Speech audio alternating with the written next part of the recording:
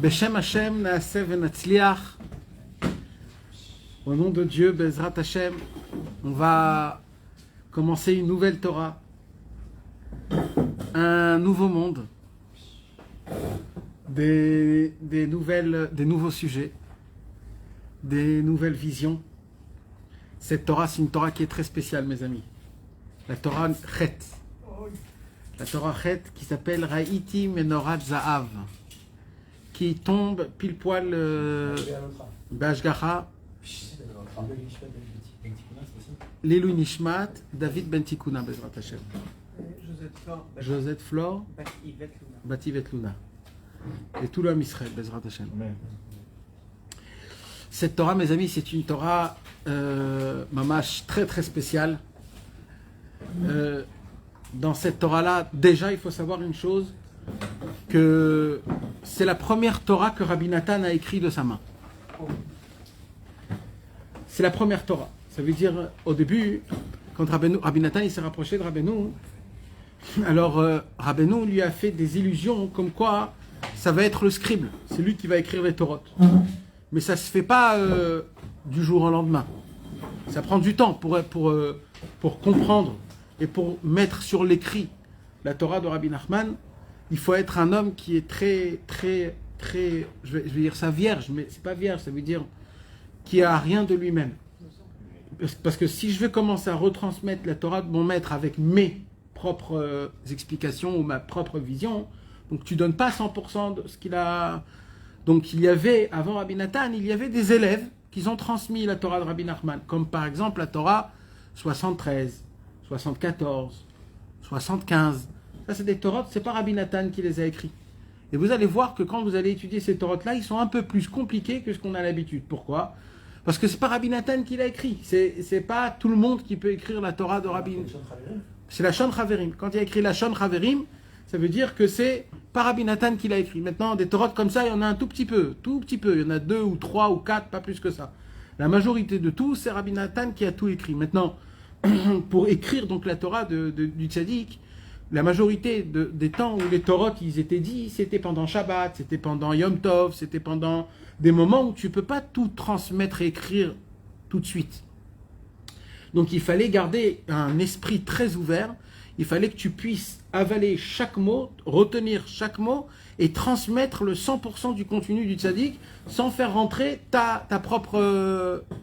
ton propre cerveau ou alors etc.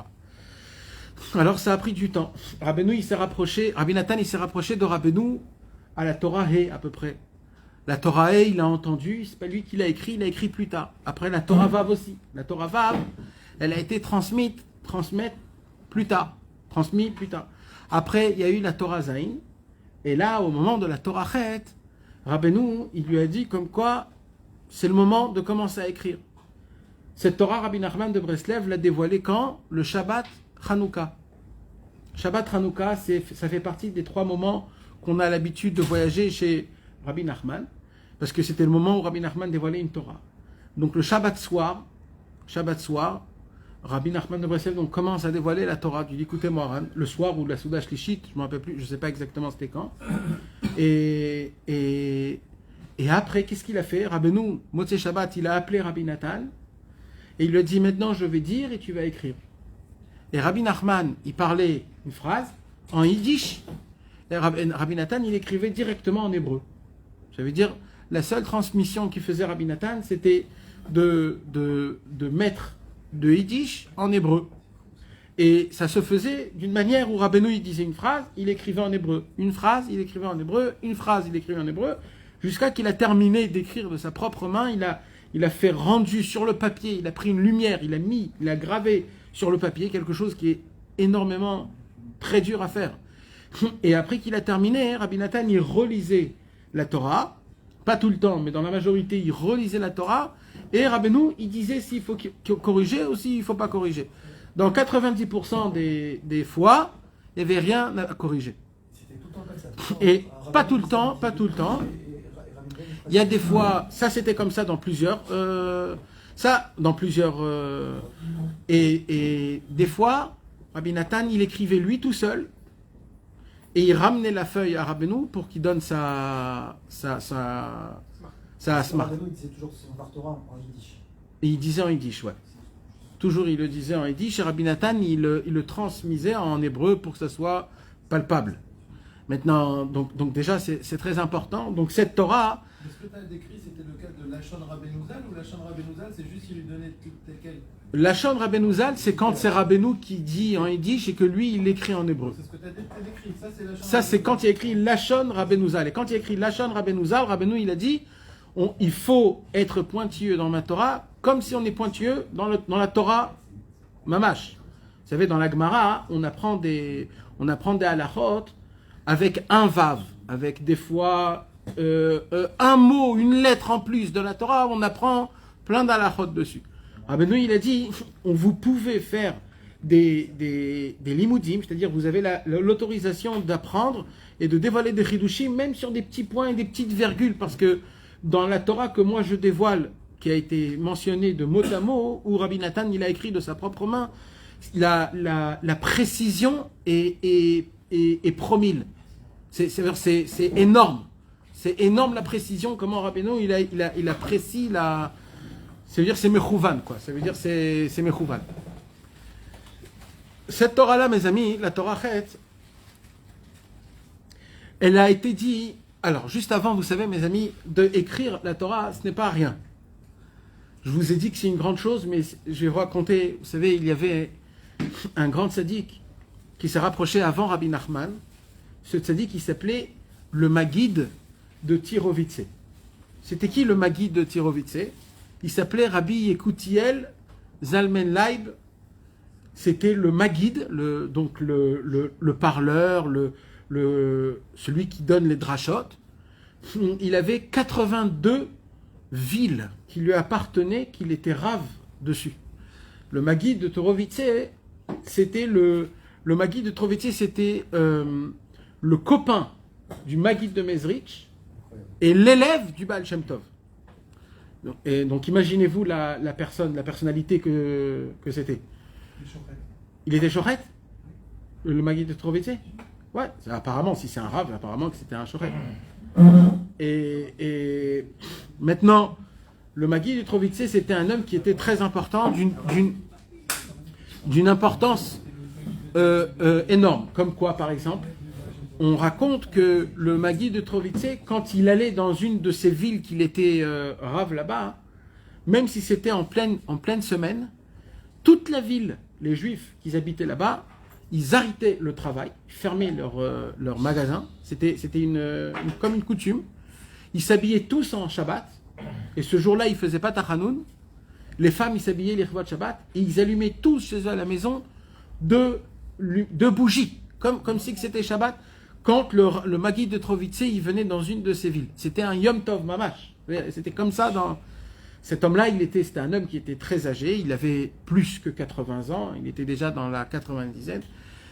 Et le Maguide de Tirovitse, il a toute une histoire. Comment il a connu Rabbi Nachman de Breslev? Il avait une grande question, que pendant des années, il s'est posé cette question. Et qu'il est allé chez tous les plus grands tzadikim et personne ne lui a répondu une question simple. Sa question qu'il avait, c'est où sont tous les livres de tous les tzadikim de l'époque? C'est pas possible, il se disait, c'est pas possible que Yosef HaTzadik, par exemple, n'a pas écrit de livre de Torah. C'est pas possible qu'Avraham Avinu, il n'a pas écrit de livre de Torah. C'est pas possible. Comment il parlait d'Hachem? Comment le monde en entier il connaissait Akadosh Baruch Hu? C'est pas possible qu'il n'a pas écrit. Comment Moshe Rabbeinu, il n'a pas écrit son propre livre? Aaron HaKohen, il n'a pas écrit son propre livre. David HaMelech, on connaît, bon, il y a les Teilim. Mais après, Shmuel HaNavi, il n'a pas écrit un livre. Il y a tellement de tzadikim, ils n'ont pas écrit de livres. Mais voilà, c'est certain qu'ils ont écrit des livres. Où ils sont tous ces livres? Où ils sont tous les livres, par exemple, de la Gemara? À la Gemara, il y a tellement plein de Tanaïm, de Amoraïm. Alors nous, on connaît que le Zohar, on connaît la Gemara, on connaît le Midrash Rabbah, Midrash Tanchuma. Mais il y avait des centaines de milliers de rabbanim. Rava, Abaye, Rabbi Yochanan, Rabbi Elazar Ben Arar, Rabbi Eliezer Agadol, Bet Shammai, Hillel. Tu vas me dire qu'ils n'ont pas écrit de livres? Ben voilà qu'ils ont écrit des livres. Où sont tous ces livres? Où est toute cette richesse? C'était la grande question qu'il posait, le Maguide de Tirovitse. Il est allé chez tout le monde, le Maguide de Mezrich, Rabbi Levi Yitzhak de Berditchov, Rabbi Gedalia Milinitz, Rabbi Shalom Iprobitch, tous les plus grands tzadikim qu'il y avait à l'époque, le Hapterouv, le Maguid de Koznitz, personne ne savait lui répondre une réponse émette comme il faut. Alors un jour, il avait, et donc un jour, vers la fin de sa vie, quand le Maguid de Trovitse avait déjà bien plus que la 80aine, il entend que le petit-fils de Rabbeinu, le petit-fils du Baal Shem Tov, il vient dans les environs de une de ses propres villes à lui. Alors il a dit, ah bon, le petit-fils du Baal Shem Tov, et on dit sur lui des grandes choses, peut-être je vais lui poser ma question, peut-être lui il aura une réponse à ça. Alors Rabbeinu, il est venu donc dans une des villes qui lui appartenait à lui, au Maguid. Le Maguid aussi est venu. Et Rabbeinu, il était assis dans la synagogue, il recevait tout le Kahal, tout le monde le venait lui dire bonjour, lui poser... Et Rabbeinu, il était encore avant son voyage en Eretz Israël, donc il avait encore avant 22 ans. On ne sait pas à quel âge c'était, mais c'était dans les environs de 19, 20, 21. D'accord? Donc Rabbeinu, il avait donc 19, 20, 21, il était assis, et au moment où le Maguid de Trovitse, il rentre comme ça dans la porte, il le voit de loin, Rabbeinu, il arrête toute la Kabbalah de Kahal, et Rabbeinu, il dévoile la Torah 32 du deuxième Likutei Moharan. Et là-bas, Rabbeinu, il dévoile un secret énorme où sont passés tous les livres de tous les tzadikim. Sans qu'il pose la question, sans rien du tout. Et il commence à dévoiler un dévoilement énorme. Il dit, et en fin de compte, je vais vous le dire ça vraiment très très vite. En fait, ce qu'il dit Rabbeinu, il dit qu'en vérité, oui, ils ont écrit tous des livres. Bevadaï qu'ils ont écrit des livres. Mais notre problème, c'est quoi? C'est que même les Rechaïm aussi, ils ont écrit des livres. Même Esav, il a écrit des livres. Même Balak et Bilam, ils ont écrit des livres. Même tous les Rechaïm, Eliphaz et Korach, et Eldad, pas Eldad Omedad, Nadav Avihu, tous ceux-là aussi, ils ont écrit des livres. Pas Nadav Avihu, Chas Veshalom, comment ils s'appelaient ceux de Réhouven, de la tribu de Réhouven. Non, ceux qui faisaient toujours de la marloquette. Ils étaient toujours... Non. Datan Vaviram. Bevadaï qu'ils ont écrit aussi des livres. Ils ont tous ceux-là, ils ont écrit des livres. Alors où ils sont ces livres? Alors il dit Rabbi Nachman, s'il restait une page de leur livre à eux, de Rechaïm, aucun de nous aujourd'hui on serait là. Alors dans le ciel, les tzadikim en haut, ils ont dit, on est prêt à donner page contre page. Et comme ça, tous les tzadikim, ils ont donné page contre une page mauvaise, et c'est comme ça qu'on n'a plus notre Torah, mais au moins, on a été sauvé du mal des autres. Quand le Maguid de Trovitse a entendu cette réponse, il a pris son chapeau, il s'est courbé comme ça jusqu'à qu'il ne pouvait plus, il lui dit « Mori Verabi, je suis ton élève, et tous mes élèves sont tes élèves. » Et il s'est annulé complètement.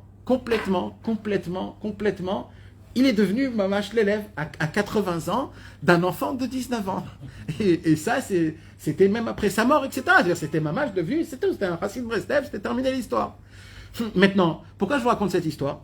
Parce que un jour, le Maguid de Trovitse a entendu la Torah numéro 2, si je ne me trompe pas, la Torah numéro 2 du Likutei Moharan. Pardon, c'est la Torah 9, qui parle de la Tfila, dans la Torah 9. Là-bas, Rabbeinu, il commence dans le Likutei Moharan, il dit Da, qui, quelqu'un peut me le lire, le commencement de la Torah? Qui colle à quoi Mekablin Matfila? Comment ça commence? Torah 9 têtes. Ikar Achiyut Mekablin Matfila. Toute cette Torah, Bezrat Hashem, la Torah qu'on va étudier, Bezrat Hashem la prochaine, il a entendu toute cette Torah. Et le Maguid de Trovitse, il a dit, quand j'ai entendu Rabbi Nachman dire la Torah numéro 9, il a dit, je n'ai rien entendu. J'ai juste vu du feu qui sortait de sa bouche. Alors je me suis dit, après qu'il a terminé cette Torah, si moi j'ai pas compris, donc personne n'a compris. Là, il y a un truc qui se passe, il y a du feu, des étincelles qui sortent de la bouche. Il dit, et d'un coup, je vois un petit jeune qui rentre avec un petit cahier et qui fait montrer toute la Torah que Rabbeinu a dévoilée dans un cahier déjà écrit. Alors il lui a dit, donne-moi vite ce qu'il y a écrit, je veux voir. Et il dit, et d'un coup, je vois que toute la Torah, il a réussi, ce petit jeune-là, il a réussi de prendre, de concentrer une lumière aussi grande et de la mettre dans des mots très simples.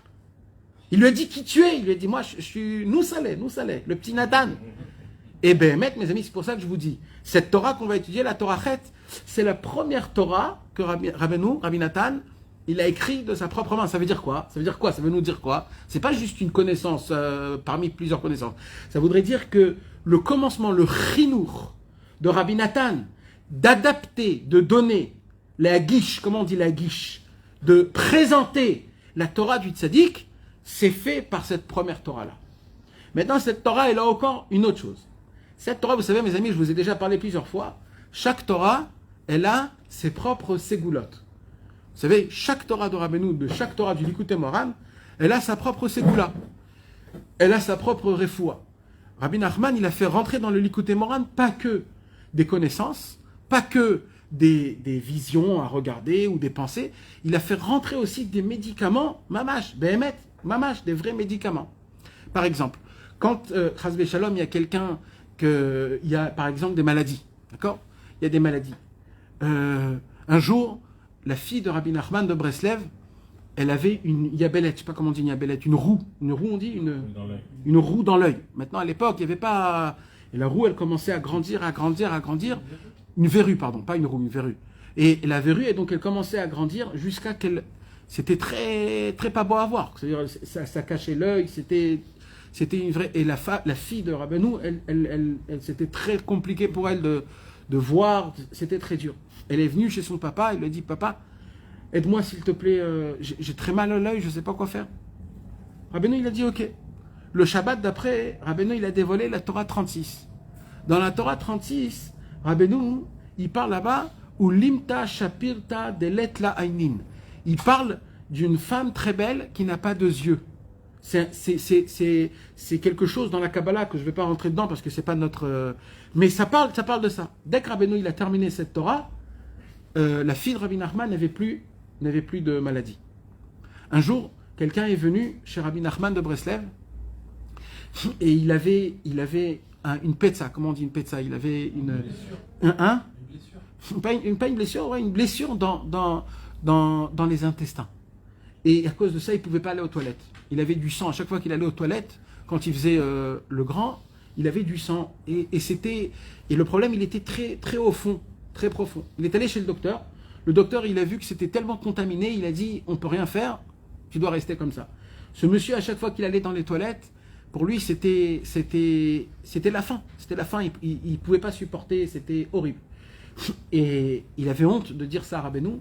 Les élèves de Rabbeinu qui connaissaient ce problème, ils sont allés chez Rabbeinu, ils ont dit, Rabbeinu, un tel, il a ce genre de problème et c'est invivable. Et là, Rabbeinu, il a dévoilé une Torah. Et dès qu'il a dévoilé cette Torah, tous les problèmes, la Torah 29, dès qu'il a dévoilé la Torah 29, tout c'est parti, comme si de rien n'était. 29, Raftet. Maintenant, là-bas, Rabbeinu, il parle il parle là-bas du sang, que dans tous les endroits où ça passe, où Rabbeinu, il dit qu'il faut connaître tous les chemins du sang. Et dans chaque Torah, Rabbeinu, il parle. Par exemple, si vous voulez connaître, par exemple, la maladie aujourd'hui que tout le monde parle, c'est chas v'shalom, le cancer. Alors, on peut voir mamash de nos yeux, c'est quelque chose d'inimaginable. Je ne sais pas comment les gens, ils ne sont pas éblouis de ça, de voir qu'à l'époque de Rabbeinu, il y a 250 ans, Rabbeinu, dans la Torah Aleph, de la deuxième partie du Likutei Moharan, il parle en détaillant exactement qu'est-ce que c'est le cancer. Et apparemment, cette Torah-là, c'est une Torah qui guérit le cancer. Si un homme il veut guérir du cancer, il doit lire la Torah et la Tfila Aleph Relek Bet. S'il la lit tous les jours, normalement, ça fait des effets. Et ainsi de suite, et ainsi de suite. Aujourd'hui, mes amis, on va étudier une Torah avec plusieurs ségoulottes. Et je ne vous parle pas stam des ségoulottes. Ce sont des ségoulottes, mamash, qui... Alors déjà, la première ségoula, mes amis, c'est pour toutes les personnes qui ont des problèmes de respiration. C'est-à-dire tout ce qui est asthmatique, tout ce qui est au niveau des réotes, c'est-à-dire des poumons, du rouar, le soufflement. C'est une Torah qui donne énormément d'aide. Mais surtout, pas juste pour la respiration, mais c'est surtout, il y a une certaine maladie. Vous savez, il y a des personnes qui ont des problèmes dans la peau. Je ne sais pas si le mot c'est des eczémas, mais qui ont un problème dans le sang, qu'à cause de ça, ils se grattent dans tout le corps. Et c'est pas la scoliose, non. Et la seule médicament pour eux, c'est qu'ils rentrent dans un endroit où ils mettent ça s'appelle un ta'elahatz, ripouille beta'elahatz. Un scaphandre. Alors c'est quoi le scaphandre? On le met dans un scaphandre et on met une quantité double ou triple ou quadruple d'oxygène pour que le corps en entier il puisse... Parce que ce qui manque au corps, c'est de l'oxygène. Cette Torah qu'on va étudier, mes amis, la Torah, elle s'appelle le Ruach. Rappelez-vous, parce qu'on va en parler beaucoup. D'ailleurs, quand Rabbeinu il a terminé cette Torah, il a dit à vos élèves, quand on va vous poser la question, qu'est-ce qu'il vous a dit votre maître? Vous allez répondre, le souffle de la vie. Cette Torah va nous donner le souffle. On va parler du souffle. Le souffle de la vie, le souffle de la Torah, la respiration. On va apprendre tous ces points-là que normalement on n'entend pas trop dans le monde, ces choses-là. Mais on va découvrir des choses que Rabbeinu va nous dévoiler qui sont que chaque seconde, tous les jours, on met en application. C'est une Torah que tous les jours, on peut mettre en application. Mais le plus beau de tout ça, c'est quoi, mes amis? Le plus beau de tout ça, c'est que quand les Chassidei Breslev, ils sont venus chez Rabbi Nachman, Shabbat Hanouka, alors il y avait des Breslev qui sont venus de la ville de Nemirov. Et dans la ville de Nemirov, la ville où Rabbi Nathan, il est né là-bas, il y avait un qui faisait du mal aux Chassidei Breslev. Il y en avait un. C'est qui était un juif, qui était un orthodoxe, il avait beaucoup d'argent, et il n'aimait pas les Breslev, et ce personnage-là, comme il avait une certaine autorité dans la ville de Nemirov, là où les Chassidei Breslev ils travaillaient, dans le sel, dans le kémar, dans le riz, etc., ils disaient aux autres de ne pas aller acheter chez eux. C'est pas la peine de donner de la parnassa aux Chassidei Breslev. Eux, ils croient qu'en lisant le Likutei Tfilot, on peut avoir de la parnassa.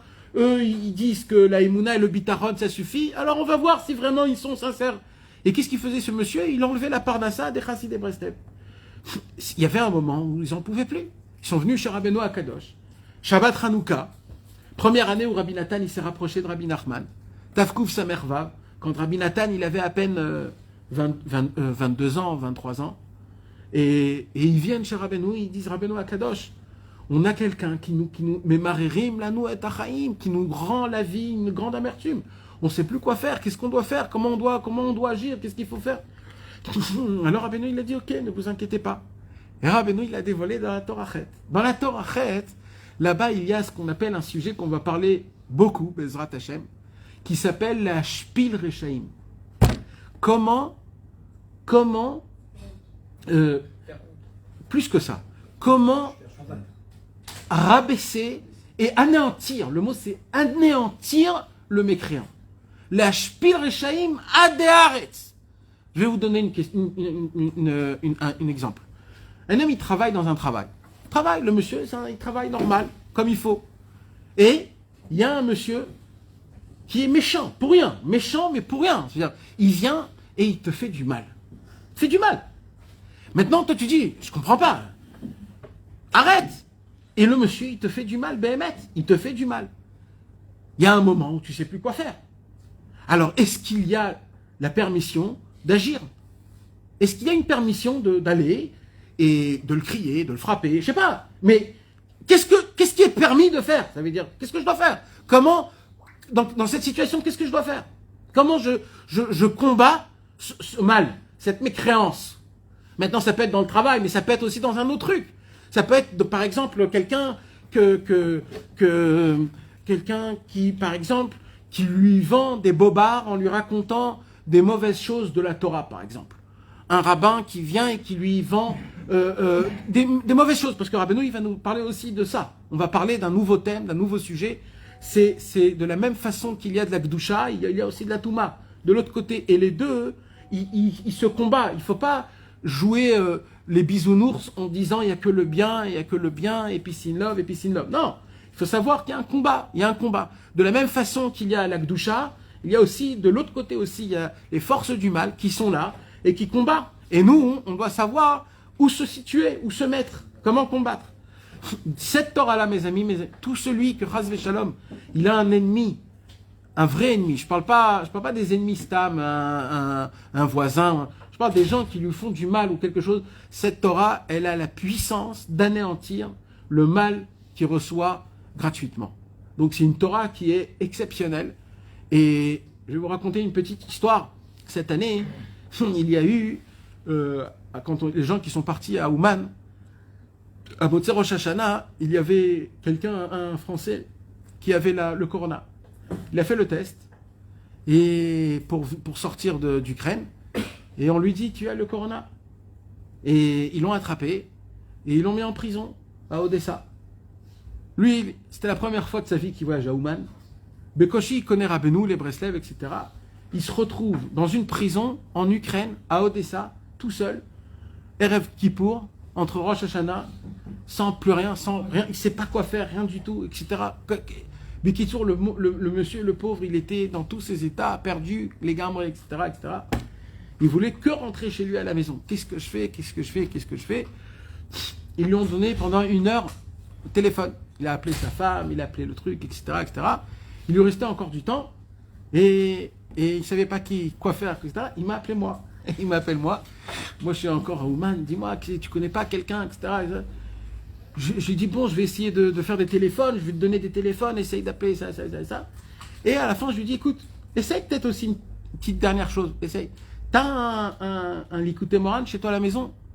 Il m'a dit, non, bah, je suis en prison. J'ai rien du tout avec moi. J'ai rien du tout. J'ai juste un Kitvé, le Kitvé en français. Il avait le premier tome Kitvé en français.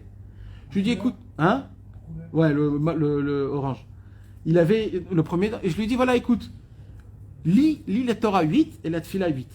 Lis-la, relis-la, relis-la. T'as rien à faire. Alors, au lieu de rentrer dans ton problème et de te faire du mauvais sang, lis et relis. Lis, relis des dizaines, des milliers de fois. Tant que t'es là-bas, tu lis et tu relis. Au lieu de rester 36 heures pour faire le 3e test, parce qu'il y a un test de 36 heures plus tard, ils ont découvert que les tests, ils se sont mélangés, et ils ne savent plus c'est quoi le test de chacun. Ils ont refait un test à ce monsieur, il a refait un test, il n'était pas Corona, il est parti, il arrive là-bas, c'est pas terminé, il arrive, il n'a plus de billets d'avion. Là, il tombe sur Derer Tzadikim, une tissa de charter, il restait une place, il est monté gratuitement, il est arrivé chez lui à la maison, comme si de rien n'était, maman, c'est-à-dire tout s'arrangeait de manière qu'il arrivait en fin de compte un tout petit peu plus en retard que ce qu'il fallait qu'il arrive. Ça veut dire, les mecs, ils avaient plus de retard que lui quand... Non mais maman, ça veut dire, c'est une histoire de cette année, ça veut dire, c'est un miti, ça veut dire, c'est une Torah, cette Torah, c'est une Torah qui est mashpil rechaï madéaret, c'est une Torah qui a comme un bâton, que ce bâton-là, ça fait faire descendre, ça enlève la mécréance, le mécréant, ou des choses comme ça, bien sûr, quand c'est dans le bon chemin, dans le bon... Donc cette Torah qu'on va étudier, Bezrat Hashem, je ne sais pas combien de temps on va l'étudier, j'espère vite qu'on puisse bien comme il faut l'étudier, rentrer dedans et que Bezrat Hashem, déjà, ça nous enlève tous les problèmes du souffle, matériellement et spirituellement, ça nous donne énormément de force pour Bezrat Hashem, que le tzaddik qui puisse anéantir la mécréance et le mécréant, Bezrat Hashem. Et par-dessus tout, mes amis, vous savez, chaque Torah qu'on étudie, c'est comme un mariage. D'accord? Dans un mariage, si on s'investit pas, le mariage, il fonctionne pas. Alors aujourd'hui, on va commencer la Torah-chet. C'est comme un shidour. C'est la première fois qu'on s'assoit et on est devant et on va commencer à parler. On va commencer à se connaître. Alors moi, je vais essayer de vous faire la présentation. Je vais vous faire un petit avant-propos. Je vais vous donner... je vous fais comme le chatran, voilà, je vous fais la présentation. Je vais essayer de vous donner juste les points généraux de cette Torah pour qu'on puisse regarder la Torah, la connaître de première vue, comme ça. En gros, les points essentiels, comment elle est construite, comment elle est faite. Et j'espère que grâce à ça, ça va vous donner assez d'envie, de languissement, pour essayer de connaître un peu plus qu'est-ce que Rabbeinu il a à dévoiler dans cette Torah Bezrat Hashem. Je pose une question, au niveau des ennemis, est-ce que tu parles des ennemis qu'on identifie ou tu ne connais pas aussi? Moi, je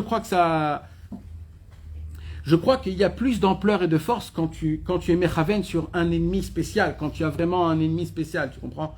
Quand il y a vraiment quelqu'un qui te cherche, il te cherche vraiment, ou toi, ou ta famille, ou tes enfants, ou je sais pas, hein? Alors normalement, bien sûr les goïms, mais il y a des fois des juifs où tu veux pas anéantir le juif, mais tu veux anéantir la mécréance de ce juif. Hein? Et des fois tu n'arrives pas à faire Azamra sur quelqu'un qui te fait du mal, mamache. Ça avec Rabbi Meir qui voulait... Il voulait tuer, et sa femme lui a dit le tuer, prie. Il lui a donné la Torah. Rapproche-les, Nahon. Mais des fois tu n'arrives pas à faire. C'est sûr que si tu arrives à faire Azamra, Vadaï. Alors Vadaï, c'est mieux Azamra. Mais moi, je te parle quand il y a une... Des fois c'est sans que tu le veuilles. Des fois, quelqu'un il fait du mal à un de tes enfants, par exemple. Chas v'shalom, pas toi, mais ça veut dire, c'est dur. Quelqu'un qui fait vraiment du mal à quelqu'un, il fait un traumatisme. Tu dis, je sais pas comment c'est possible. Tu veux pas. Tu peux pas faire. C'est très dur. Donc là, le tzaddik, ne regarde pas le tzaddik comme si que le tzaddik c'est un mafioso qui va venir et va dire je vais te défoncer la tête. Et c'est pas ça le tzaddik. Là, le tzaddik, il sait exactement prendre le mal.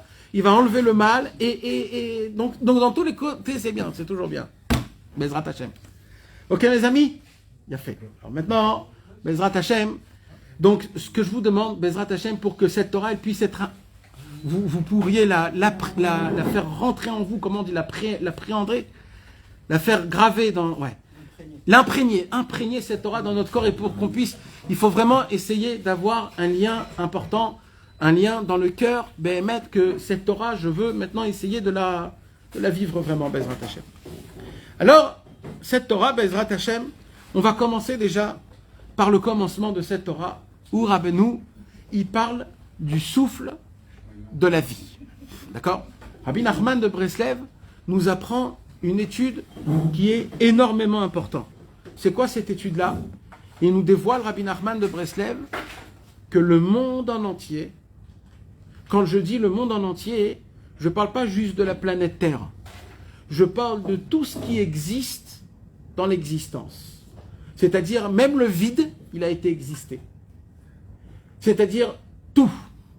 Je parle du cosmos, des étoiles et des planètes qui sont à des milliards d'années loin du monde. Tout ce que Akadosh Baruch Hu a créé dans le monde, il y a quelque chose qui donne de la vie à tout ça. Tout ça, c'est entretenu par quelque chose, par un souffle de vie. Chaque seconde, mes amis, il descend directement de Dieu un souffle de vie qui donne la vitalité partout. Et au moment où cette vitalité a été mise, ce souffle remonte en haut dans le ciel. Au moment où ça se termine, la vitalité d'en bas, il y a encore le souffle de vie qui redescend encore et qui donne vitalité à tout. Aux arbres, aux insectes, au bois, à la construction, au soleil, à la lune, à l'eau, à la mer, aux enfants, à nous, à notre cerveau, à nos intestins, à notre cœur, que le cœur y puisse battre, à nos émotions, au fonctionnement de notre cerveau, à tout ce qui se passe dans le monde, toute vitalité qu'il y a, depuis un papillon qui fait avec ses ailes, depuis une toute petite mouche, ou alors un insecte le plus petit, un moustique tout petit, avec tout l'ensemble de vie qu'il a autour de lui, jusqu'aux bactéries, jusqu'aux virus, jusqu'aux atomes, de tout ce qu'il y a de création, il y a un récipient partout où ce récipient, il prend du souffle de vie, Ruach Chaim. Le monde en entier, chaque seconde, d'abord, tous les jours, ça se passe de manière grande, mais en vérité, chaque seconde, il y a comme un jet d'eau, on va dire, comme un tuyau, où c'est le souffle de Dieu, Vaïpach Be'apav Nishmat Chaim. D'une manière où le souffle de Dieu, en fait, ça s'appelle le souffle de la vie, il donne de la vie à la chose. Au moment où il manque du souffle de la vie, il manque du souffle de la vie dans quelque chose, cette chose-là, elle disparaît directement. Tant que cette chose-là, elle existe dans le monde, c'est qu'elle a en elle du souffle de vie qui est vivant, mamash, vivant, bémet, mamash. Au moment où ça manque de souffle de vie, la chose, elle commence à être mitkale, comment on dit, elle commence à se détériorer jusqu'à qu'elle arrive à un niveau où c'est terminé. Maintenant, ça c'est en grand. Maintenant, je vais vous expliquer en petit, vous allez un peu plus comprendre. En petit, c'est quoi en petit? C'est nous, l'être humain.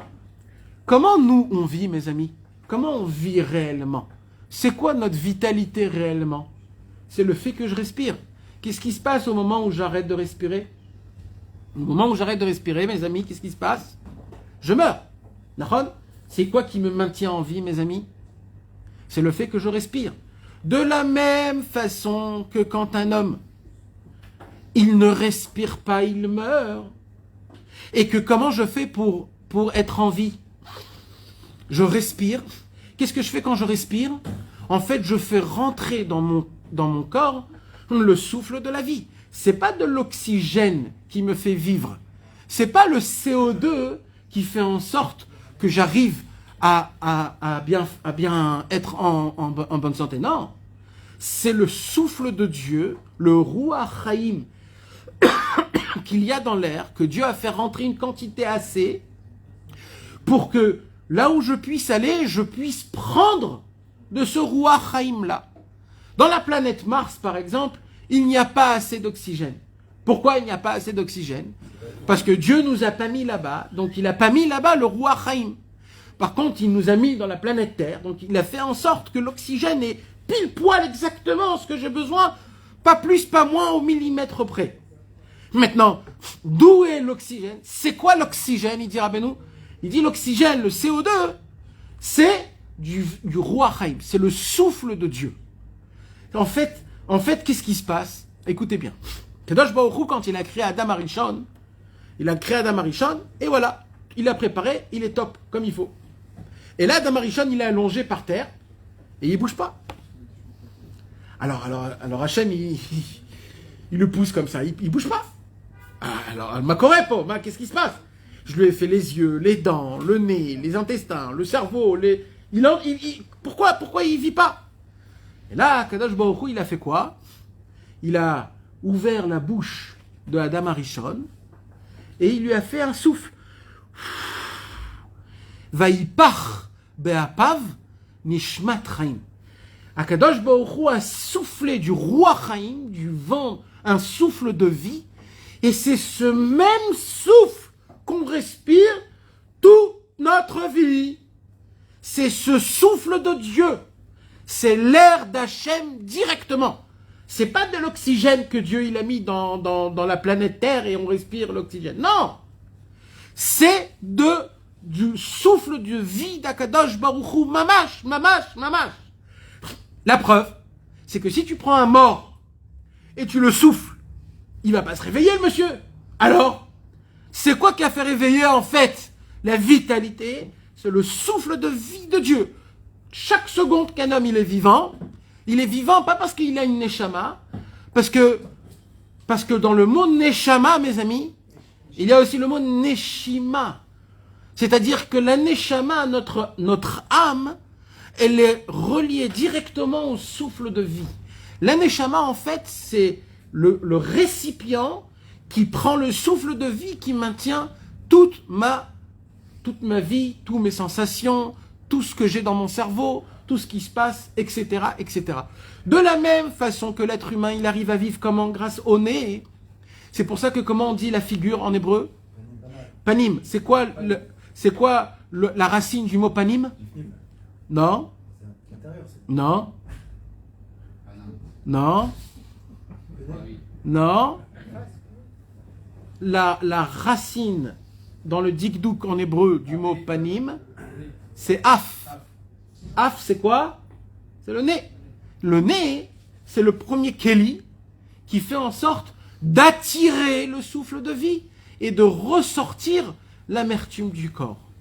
C'est pour cela que quand on expire, en fait, c'est une mauvaise respiration. Comment ça s'appelle? En hébreu, on dit le parman du Ramsani. Comment on dit en français? Le carbone.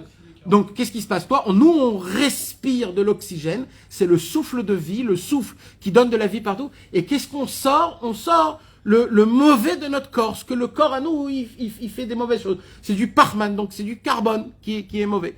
Maintenant, comme on est dans un monde où le monde en entier, il doit avoir ce souffle de vie, alors Akadosh Baruch Hu, il a fait en sorte que les plantes, par exemple, eux, ils respirent du carbone et ils sortent de l'oxygène pour que nous, on puisse respirer cet oxygène. Ça fait partie du concept qu'Akadosh Baruch Hu, il a fait comme miracle. Jusqu'à maintenant, de la même façon qu'un être humain, quand il respire de l'oxygène, c'est-à-dire du Ruach Haïm. De la même façon, le monde en entier, avec tout ce qu'il y a dans le monde, de la même façon, le monde y respire. Tout le monde y respire. Les pierres, le sable, le noir, la matière noire qui est dans le ciel, tout le monde en entier, il respire. Il respire quoi? Il respire le souffle de vie. Au moment où il n'y a pas de souffle de vie, la chose n'existe plus. Est-ce que ce point, vous l'avez compris? Rabbeinu, il dit plus que ça. Rabbeinu, il dit, quand les gens, ils vont se réveiller à la résurrection des morts, il dit Rabbi Nachman, comment ils vont se réveiller à la résurrection des morts? Comment?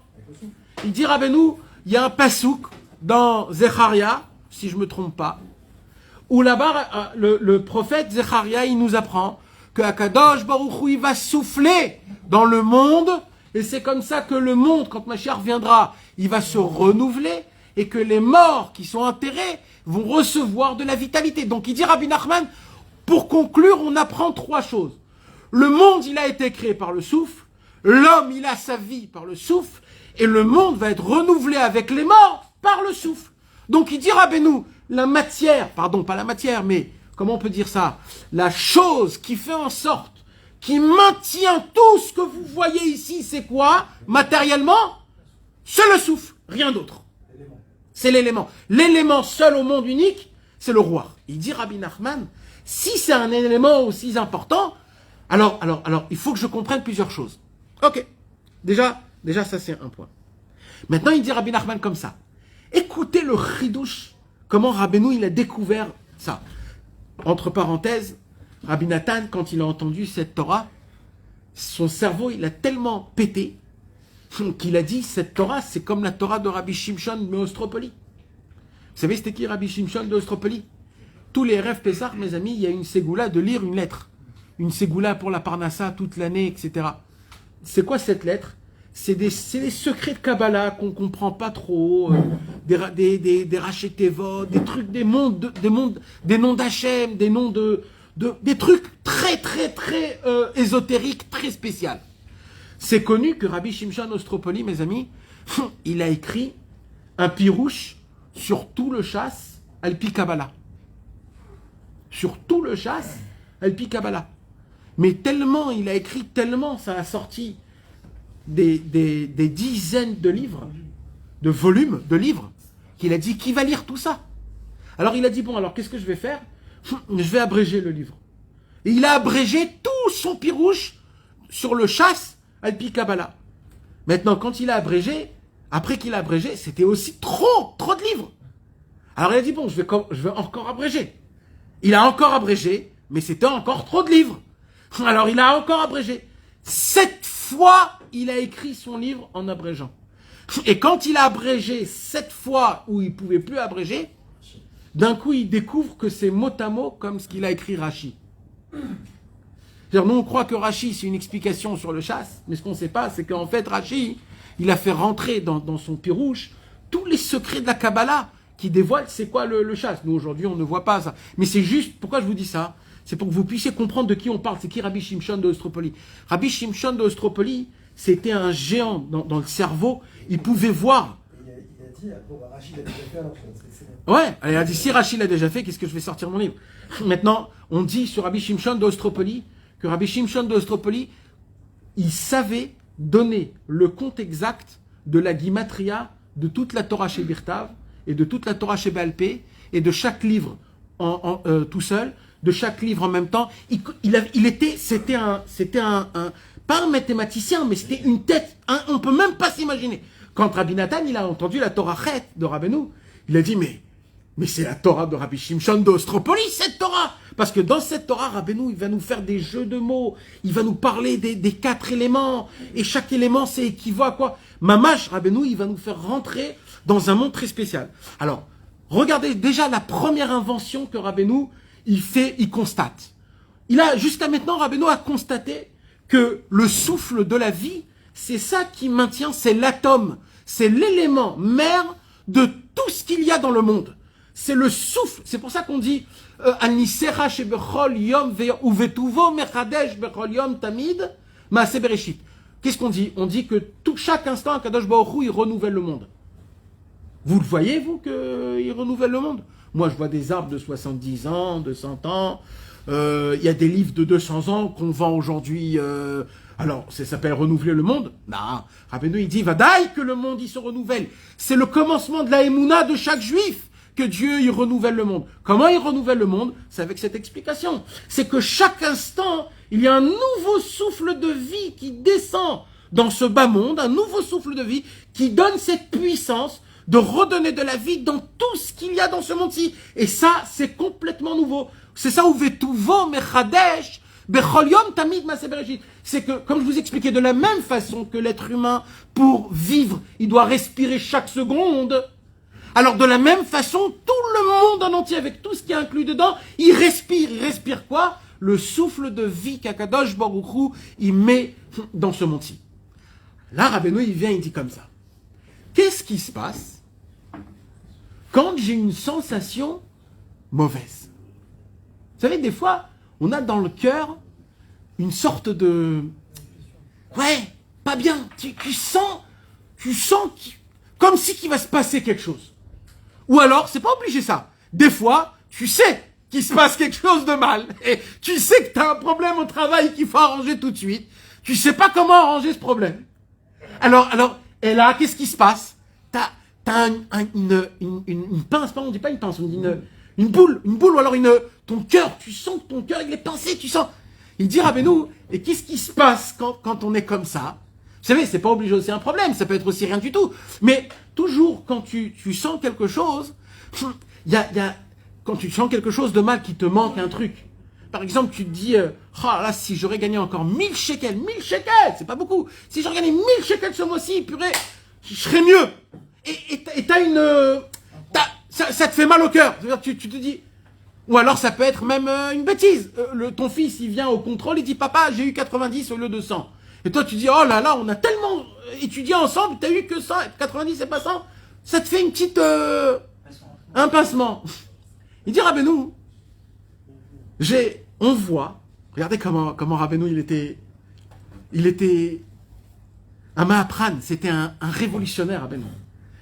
Rabbeinu, il dit, Akadosh Baruch Hu, il a fait rentrer dans la nature humaine quelque chose que personne au monde, jusqu'à aujourd'hui actuellement, avec tout ce qu'on connaît, avec toute la modernisation qu'il y a, avec tous les livres qui sont écrits, avec tous les sages, avec tous les philosophes, tous les scientifiques, avec toutes les machines qu'aujourd'hui on peut voir, le cerveau est dedans le cerveau et on peut voir des trucs qu'aujourd'hui personne.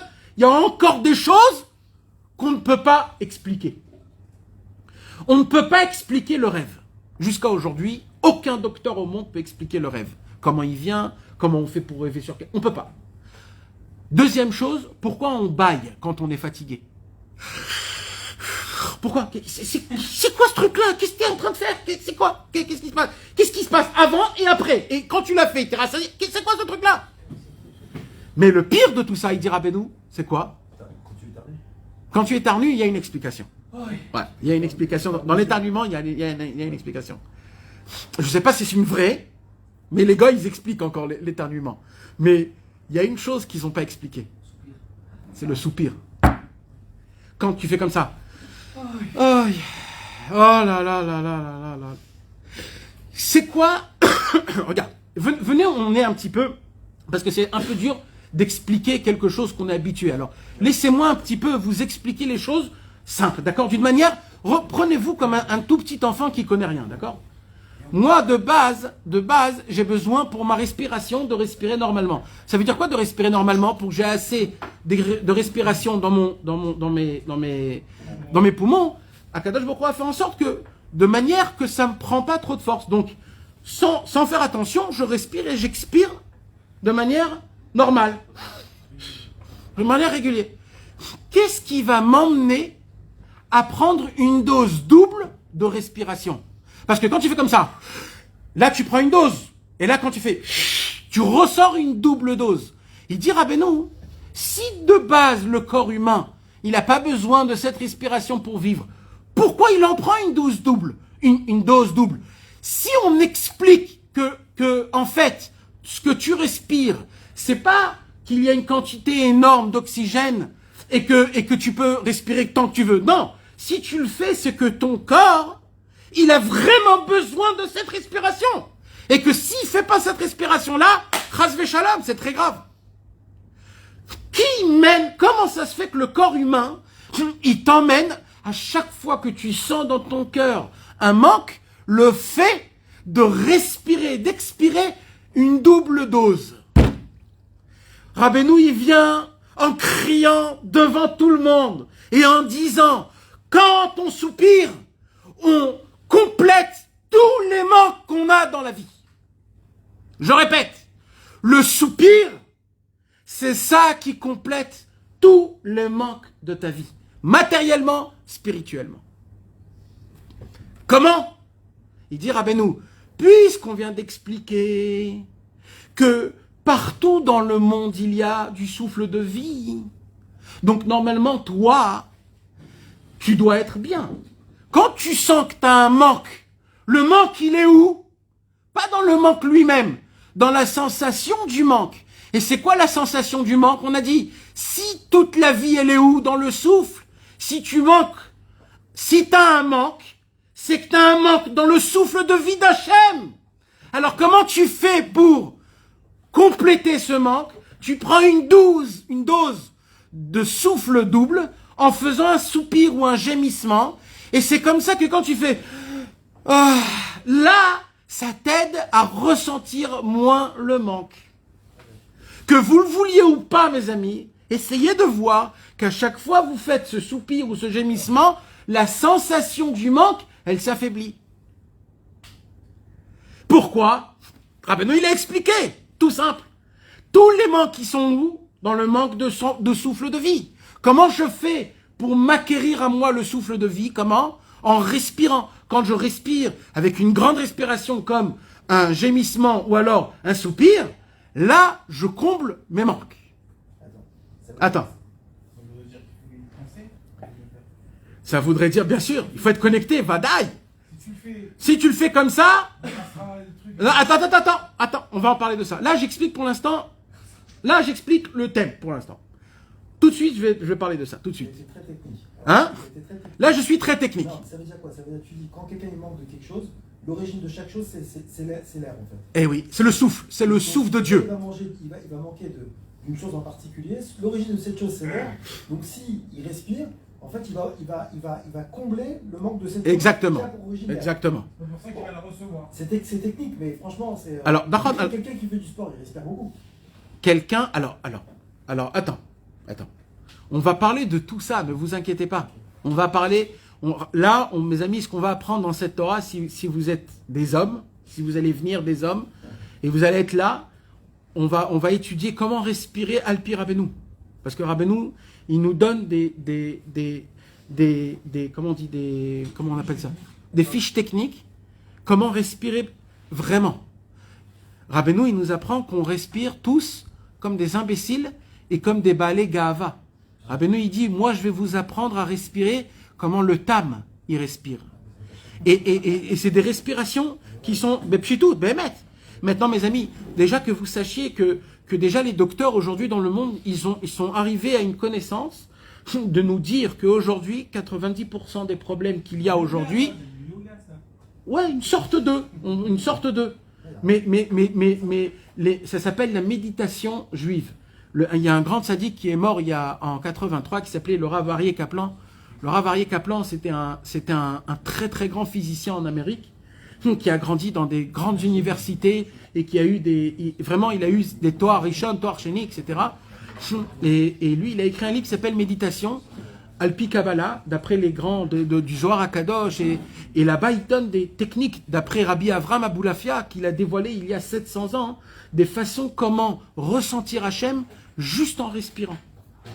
Et que c'est pas quand on parle de ça, on a tendance tout de suite à se mettre dans NLP, Refoua alternative, très chinois, pas du tout les gars. Là, Béhémet, on va parler des choses les plus simples possibles. Béhémet, des façons de redevenir des personnes simples. Et vous allez avoir, vous savez, pour te répondre à toi, Chai, quand un homme, par exemple, il lui manque 1000 shekels pour payer son loyer. Alors toi, tu vas me dire, je comprends pas. Rabbeinu, il vient, il me dit, tu fais un soupir. Alors j'ai plus de manque, ma corépo. J'ai besoin de 1000 shekels. Ce soir, je dois payer 1000 shekels à mon loyer. De quoi tu me parles? Soupir, pas soupir. De quoi tu me parles? Rabbeinu, il dit, t'as pas compris.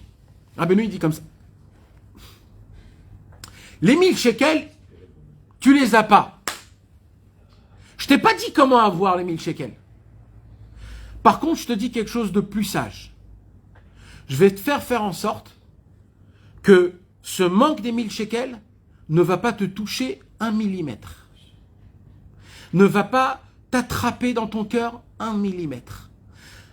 Je vais t'apprendre que tu peux vivre et tu peux mener ta vie et tu peux te conduire comme tu as envie, même quand il manque 1000 shekels, oui. Le monde, par contre, la télévision, par contre, ton banquier, par contre, va te dire non. Il faut que tu travailles 18 heures par jour pour de l'oseille, pour qu'avec cette oseille, tu le dépenses et tu retravailles. Oui, un fou. Mais comme ça, oui, ça on comprend. Ça c'est très technique, mais tout le monde le fait. Par contre, ce que Rabbeinu il te dit, moi je vais te faire rentrer dans ton cœur. Les problèmes, ils vont rester. Tu sais pourquoi les problèmes vont rester? Parce que celui qui vous roule en vous disant, venez chez moi, je vais vous enlever les problèmes, c'est le plus grand menteur du monde. Les problèmes, Akadosh Baruch Hu les envoie parce que c'est comme ça qu'on grandit. C'est comme ça qu'on devient plus fort. Comme je le dis tout le temps, quand un monsieur, il veut se faire des muscles, alors il prend pas tous les jours 10 kilos. Non, tous les jours il rajoute 1 kilo. Et plus il rajoute de kilos, plus c'est difficile, plus il a de muscles. Mais si le monsieur, pendant 10 ans, il va lever que 10 kilos, il va dire, mais ça fait 10 ans, il n'y a rien qui gonfle. On lui dit, monsieur, si tu vas pousser 10 kilos tous les jours, tu vas rien faire. Il faut tous les jours pousser un peu plus. C'est comme ça qu'on grandit. Hachem nous a donné les problèmes, pas pour qu'on se noie dans les problèmes en se disant, qu'est-ce que j'ai à faire, je sais plus. Oh là là, mais non, calme-toi. Tu vis avec. Et exactement, pour que tu puisses arriver, que ça te rend un élan pour ta propre vie. Donc Rabbeinu, il te dit, moi ce que je vais te faire en fait, c'est je vais te décontracter avec le problème. C'est tout. Comme ça, tu pourras prier, tu pourras avoir la Emouna et le Bitachon, et tu verras qu'en fin de compte, ce problème, ce sera comme tous les autres problèmes. Tu vas l'oublier, il va s'arranger, et le monde va continuer. Donc, ça vaut la peine ou pas? C'est ça que Rabbeinu dit, le soupir. Maintenant, la question, c'est, pour l'instant, comme tu as dit, pour l'instant, c'est super technique. Donne-moi un peu plus de connaissances, que je puisse comprendre comment ça fonctionne. Alors, il dit Rabbi Nachman comme ça. Nous, on croit que le soupir ou le gémissement, là, je viens à ce que tu voulais dire. Nous, on croit, nous, en tant que, on va dire, des personnes qui sont super influencées des goïms et de Hollywood et du monde. Et de la Torah aussi, non? Je sais pas, il me semble que je ne vais pas. Même. Ça, je dis qu'il y a quelque chose. C'est marqué là, je ne sais pas l'interpréter. Que quoi? Donc, les gémissements, c'est quelque chose qui sont apparentés à quelque chose de mauvais, non? Je me trompe. De côté. Je ne me rappelle pas, je ne sais pas, il me semble que j'avais entendu ça. Alors attends, parce que là j'ai pas encore dit. Attends. Rabbeinu, il est jamais extrême, dans nulle part. Il est toujours au milieu. Donc même là, il va nous donner les deux côtés, les deux faces, parce qu'il y a toujours deux faces. Celui qui te raconte une seule face et qui dit tout est bien, c'est un menteur. Rabbeinu, il te dit voilà, il y a deux faces dans la pièce. Là pour l'instant, on dit la première face, la face générale, comment elle fonctionne dans le monde, d'accord? Mais maintenant dans le monde, quand je soupire ou que même le mot gémissement en gémir, rien que quand je l'ai lu, le mot gémir dans l'écoutez-moi en français chez moi à la maison pour savoir comment. Je dis oulala, ce mot-là, rien que le mot, comment il est dit, comment. C'est arsob, mamash. Mais le mot, mais en hébreu, mes amis, regardez comment il est beau, le mot en hébreu. Il y a anacha, soupir, ou alors il y a noha.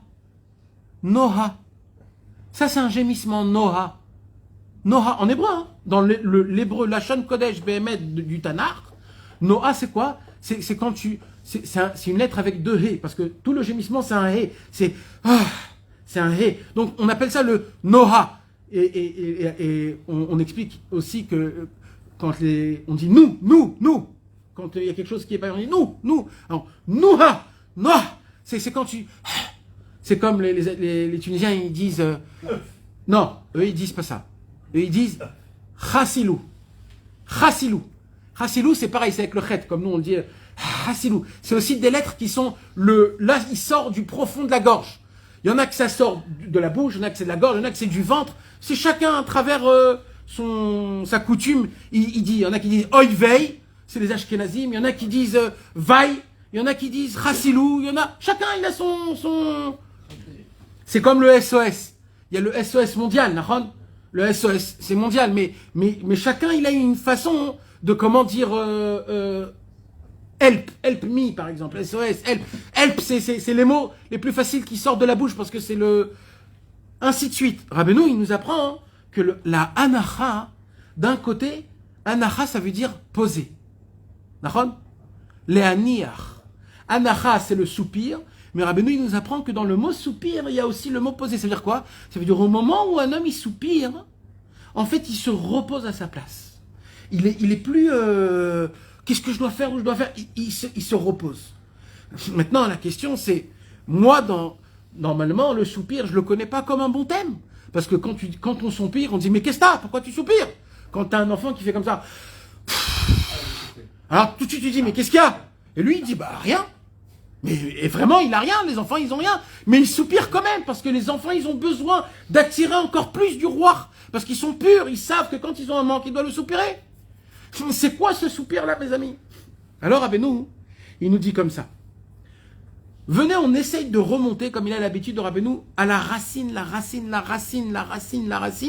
Comment Akadosh Baruch Hu, il fait rentrer le souffle de vie dans le monde.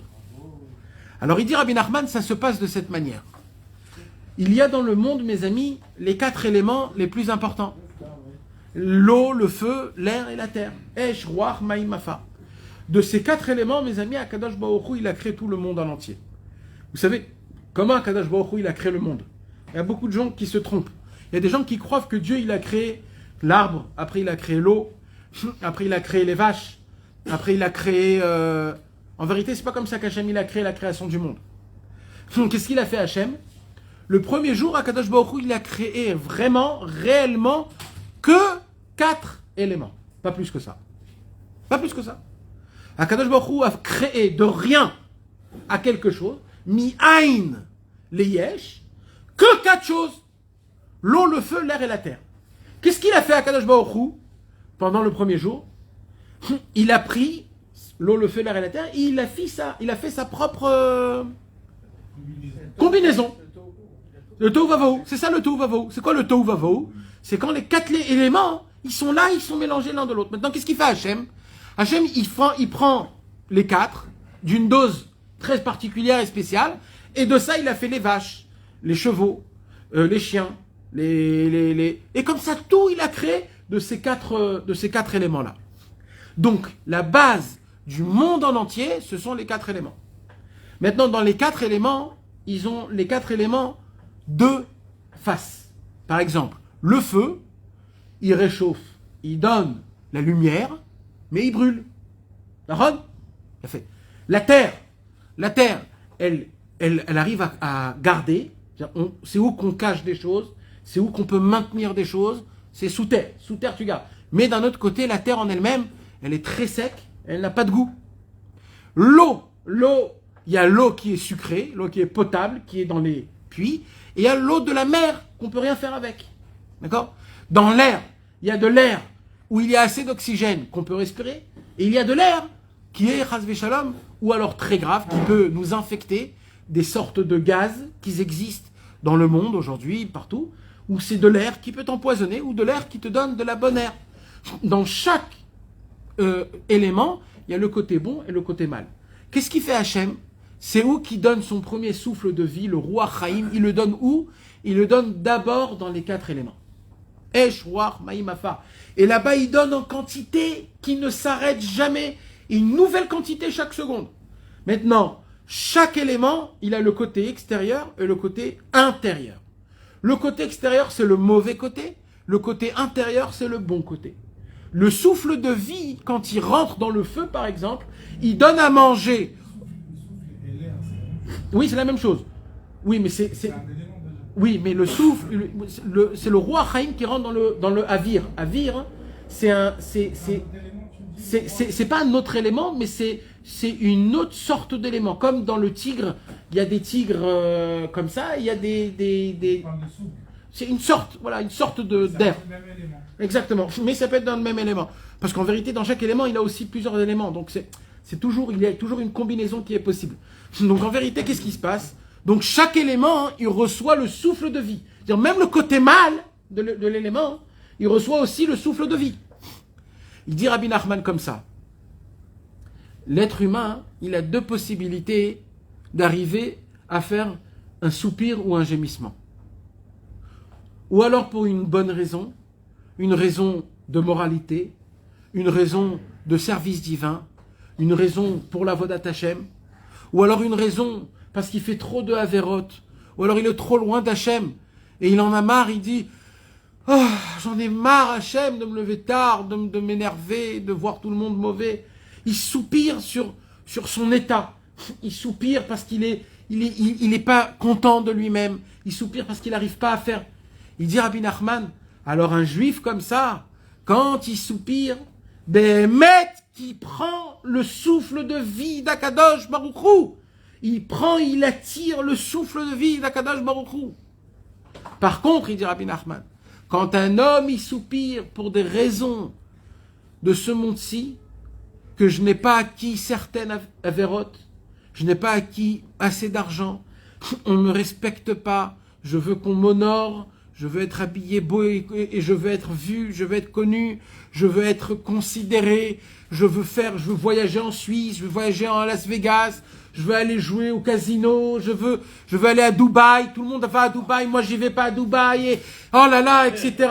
Alors là, d'un coup, le monsieur il dit, ah, et quand tu vas à Dubaï, alors là, tu peux gémir et soupir toutes les secondes, tu vois toutes les voitures, tu vois tout ce qui se passe, et tu dis, mais pourquoi pas moi?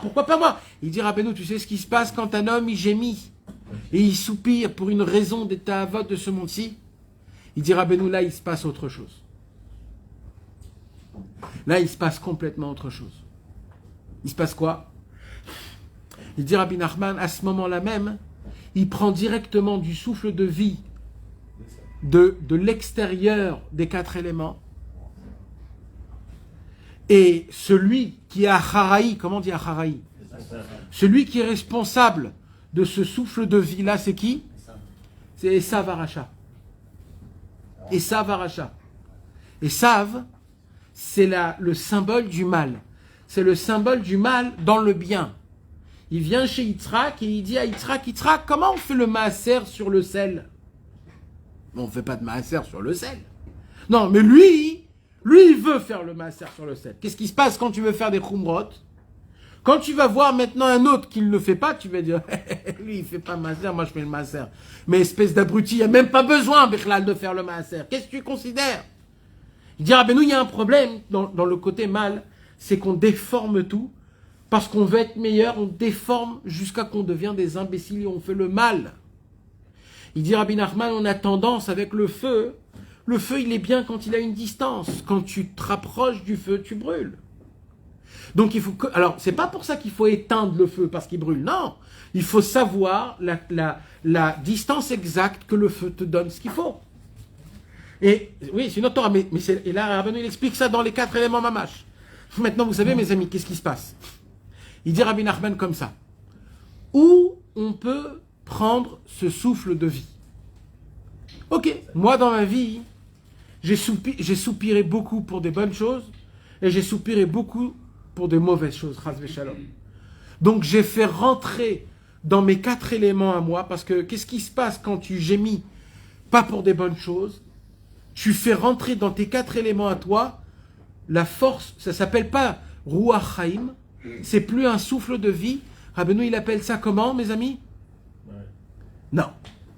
Rabbeinu, il appelle ça Ruach Seara. Une tempête. C'est quoi la tempête? Il dit Rabbi Nachman. Alors il dit Rabbi Nachman comme ça. Déjà, d'où on prend le souffle de vie? Il dit Rabbi Nachman, le souffle de vie, dans sa racine, elle est dans la Torah. Dans la Torah, comme c'est écrit, déjà, il y a écrit Veruach Elohim Merachefet al pene amaim. Maim, Torah. Donc c'est où le souffle de vie? Il est où? Sur la Torah. Alors, qu'est-ce qu'il faudrait que je fasse pour que je puisse prendre de ce souffle de vie? Apparemment, étudier la Torah. Rabbeinu, il dit non. Pourquoi? Il dit Rabbeinu, parce que comme toi, tu as en toi la tempête. Tu n'as pas le souffle de vie, tu as la tempête. Pourquoi tu as la tempête? Parce que tu as soupiré et gémi pour des ta'avot, pour des choses qui sont mauvaises. Alors tu as ancré en toi, dans tes 4 éléments, tu as ancré en toi de la tempête. Et c'est quoi de la tempête, mes amis? Qu'est-ce qu'elle fait, la tempête? La tempête, elle est bien pour rien. La tempête, elle est pas bien. Tu ne peux rien faire dans une tempête. Même si tu as un bateau avec un moteur, avec tout ce qu'il faut, dans une tempête, le bateau, il tourne. C'est quoi le bateau? Le bateau, c'est quand un homme, il a la Torah, les mitzvot, la Kehila, les enfants comme il faut, le mikvé, tout. Il a tout comme il faut. Mais quand la tempête, c'est une tempête, même la tempête, elle arrive à bouger, même un bateau. Alors il dit Rabbeinu, qu'est-ce que je dois faire donc pour recevoir de ça? Alors là, il dit Rabbeinu, un chidouche gadol, il dit Rabbeinu, pour cela, hein, il faut s'attacher au tzadikim. Parce que le tzadik, qu'est-ce qu'il a fait le tzadik? Le tzadik, il a anéanti en lui ces 4 éléments. Vous savez, c'est quoi les 4 éléments qu'on a tous, chacun? On l'a étudié il y a très longtemps, quand on a étudié la Torah 4. On a l'eau, le feu, l'air et la terre, mes amis. Chaque élément dans notre corps équivaut à une mida. Il y a la gahava, c'est le feu. Il y a les dvarim betelim, quand on parle beaucoup, c'est l'air. Il y a les ta'avot, c'est l'eau. Il y a la tristesse et la mélancolie, c'est la terre. Qu'est-ce qui se passe quand un homme, il gémit pour des mauvaises choses? Il renforcit, il rendurcit la tristesse, la gahava, les mauvaises paroles et toutes les passions. C'est que des manques. D'un coup, tu sens que tu as un manque, tu n'as pas assez d'amour de ta femme, ou ta femme, elle n'est pas assez belle, ou alors tu as un manque, tu sens que tout le monde ne te respecte pas, tu sens que tout le monde c'est de la gava, ou alors d'un coup, tu as une chaleur où tu as envie de rien que te faire des plaisirs et des désirs toute la journée. Et tu te dis, mais qu'est-ce qui m'arrive? D'où ça vient? Rabbeinu, il dit, tu sais d'où ça vient?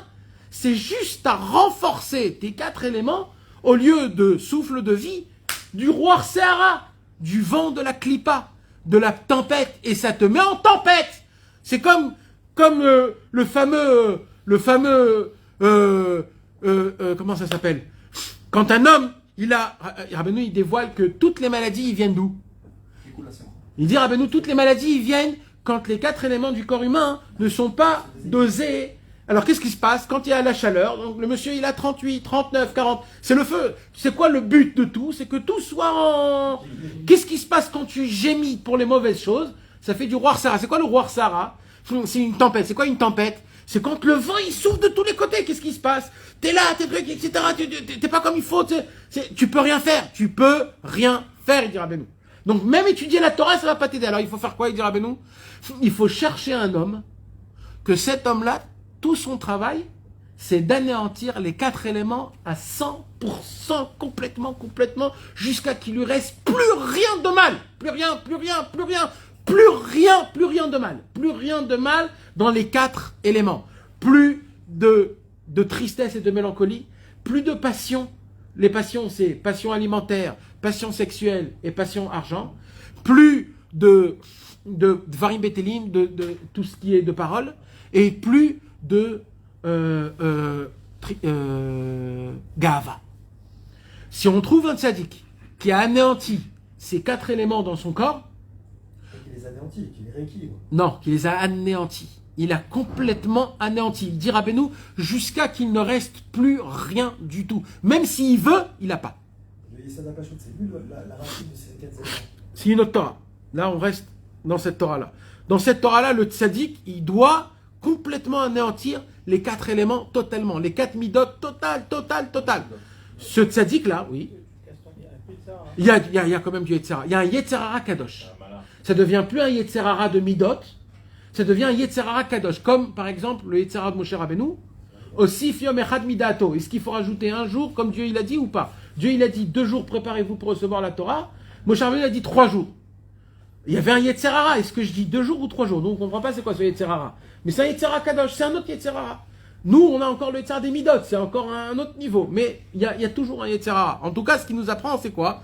C'est qu'au moment où si on trouve un tzaddik qui a anéanti les 4 Midot, c'est le seul qui a la possibilité de prendre le souffle de vie qui se cache dans la Torah.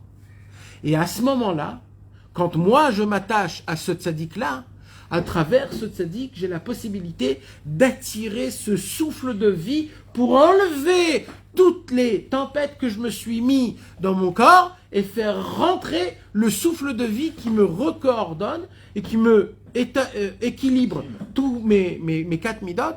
Et grâce à ça, j'ai la possibilité de pouvoir me remettre dans un droit chemin et de m'attacher aux bonnes choses. Il dit Rabbi Nachman, de la même façon qu'il y a un tzaddik qui est attaché à la Torah, tellement il est attaché à la Torah d'une manière qu'il a anéanti ces 4 éléments, il dit il existe aussi un Rav des Klippas. Il existe aujourd'hui aussi, dit Rabbeinu, un Rav qui a aussi, c'est un Rav. Un Rav, c'est quoi un Rav? C'est quelqu'un qui connaît de la Torah et qu'il est très apprécié et qu'il est très entendu et qu'il est important Béhémet et que Béhémet il a plein de bonnes choses, etc. etc.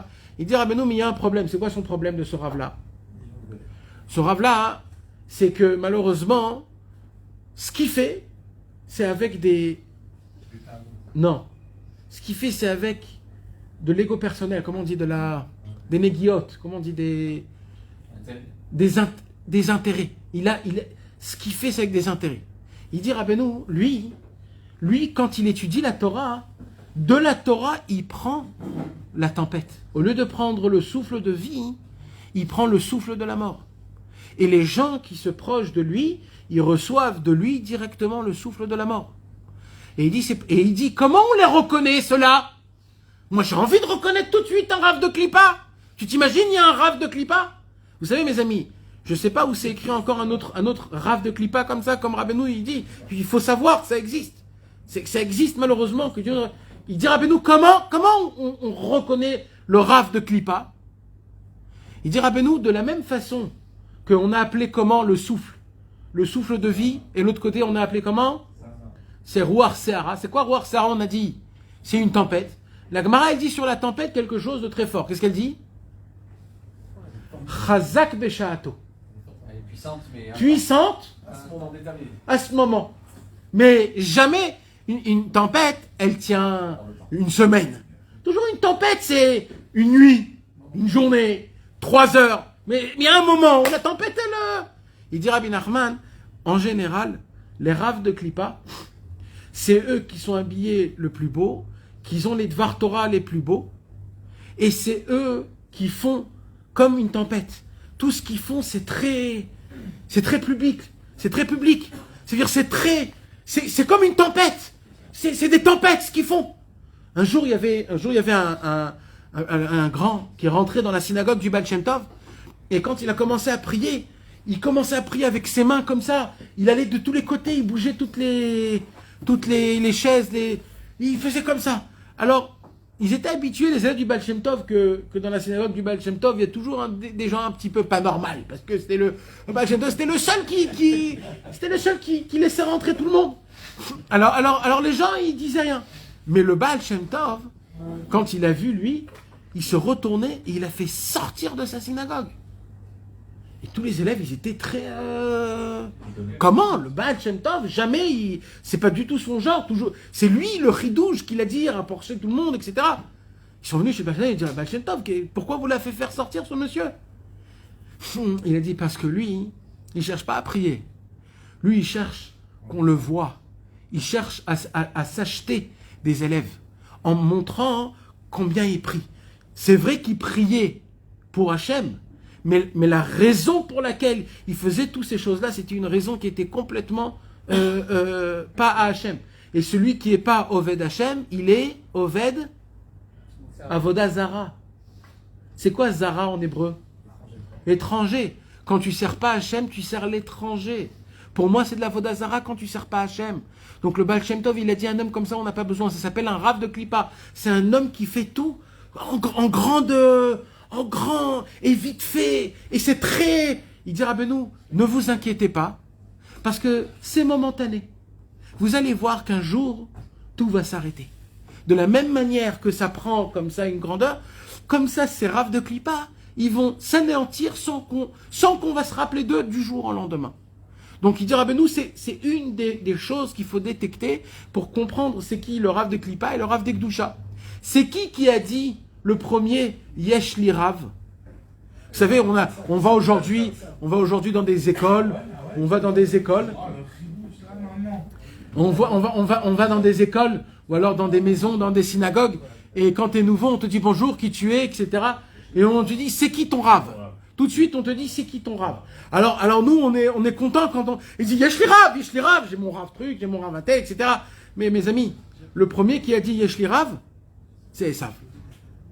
Ça veut dire, normalement, de trouver un Rav, c'est très compliqué, mes amis. C'est pas comme aujourd'hui qu'on croit, j'ai mon Rav. Mais de quoi tu me parles? T'as ton Rav. De quoi tu me parles? Il te connaît, il sait ce que t'as dans ta tête, il sait ce que ta femme elle a dans ta tête. Mais de quoi tu me parles? Un Rav, c'est quelqu'un qui connaît tes 4 éléments. Il connaît ton feu, ton air et ta terre et ton eau. Il connaît, il sait comment, le dosage exact que tu es.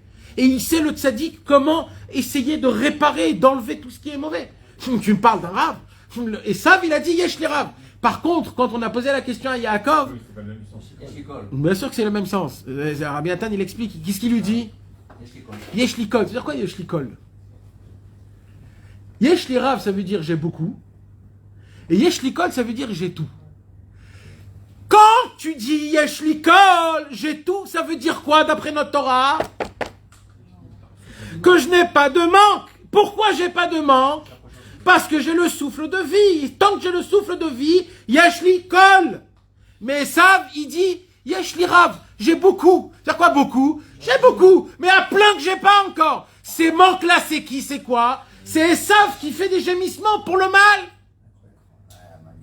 Regardez l'histoire du Tam et du Raham, le simplet et le Raham. Vous allez voir que le Tam et le Raham, le seul problème qu'ils avaient, c'était le roi Chaim, ce qu'on va étudier dans cette Torah. Donc mes amis, ce que je vous propose ce soir, c'est de pouvoir être le Tam à travers cette Torah. Cette Torah, elle peut nous apprendre à être comme le Tam dans le Sipurim Asiyot, sans faire trop d'études. Il a tout avec son nom. Parce que l'explication du Tam et du Raham, c'est Esav et Yaakov. De la même façon que Yaakov, il a dit Yesh li Kol, j'ai tout, et Esav, il a dit Yesh li Rav, j'ai beaucoup. Non, mais il n'avait pas tout, puisqu'il n'a pas assez. À chaque fois, il n'a pas assez, il n'a pas assez, il n'a pas assez. Non, il n'a pas assez, mais quand il demande de la bière et sa femme lui donne de l'eau, il dit quelle bonne bière que c'est. Comment il sait que c'est... Mais qu'est-ce que tu mens? Pourquoi t'es un menteur? T'es en train de boire de l'eau. Pourquoi tu dis que c'est une bonne bière? Parce que, d'après ce qu'on a expliqué, le manque, il est dans la sensation. Qu'est-ce qu'on a dit tout à l'heure? On a dit, qu'est-ce qu'il arrive à faire le tzaddik? Il te comble le manque. Donc tu vas boire de l'eau, mais le manque de la bière, il va être effacé. Donc tu bois de l'eau, tu dis quelle bonne bière. Et il sait très bien que c'est de l'eau. Et il sait que c'est de l'eau. Mais c'est le secret du tzaddik, c'est pourquoi? C'est parce qu'il arrive à faire la anacha, c'est-à-dire à soupirer comme on doit soupirer. L'Arabénou, il va nous apprendre comment soupirer, c'est-à-dire comment canaliser tous mes manques que j'ai pour enlever tous les manques. Ben, mes amis, et grâce à ça, d'anéantir le mal, d'anéantir les mauvais gémissements, de s'éloigner des mauvais soupirs, de soupirer que pour des bonnes occasions, que pour des bonnes choses. C'est le mendianceau. Et c'est énormément, c'est infini. Ben, c'est infini. Cette Torah, elle est très très grande. Donc pour terminer, Baruch Hashem, cette Torah, elle va continuer un petit peu à parler du tzitzit. On a étudié dans la Torah Zayin le tzitzit, mais on ne laisse pas cette mitzvah. Donc cette mitzvah, on continue, Bezrat Hashem. Rabbeinu, il dit, combien de kanfot il y a dans les tzitzit? Combien? 4. Il dit, c'est équivaut à quoi les 4?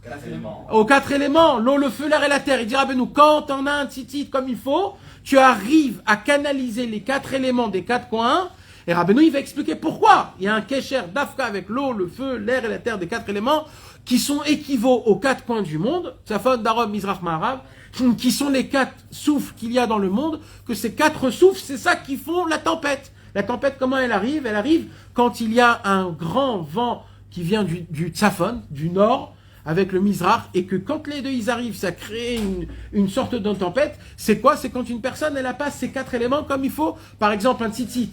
Quand une des tzitzit, il est coupé, qu'est-ce qu'il faut que je fasse tout de suite? Je l'enlève. J'ai pas le droit de marcher avec ça un seul pas. Pourquoi? Parce que c'est mamash. Les 4 kanfot sont le tzitzit. C'est un lave d'oraïta. C'est un habit qui a 4 coins. Donc, vaut mieux l'enlever le tzitzit que de marcher avec. C'est ça qu'il dit Rabbeinu. Il dit Rabbeinu, quand Rasvé Shalom, un de ces éléments est pas bon, tu ne peux pas vivre une seule seconde.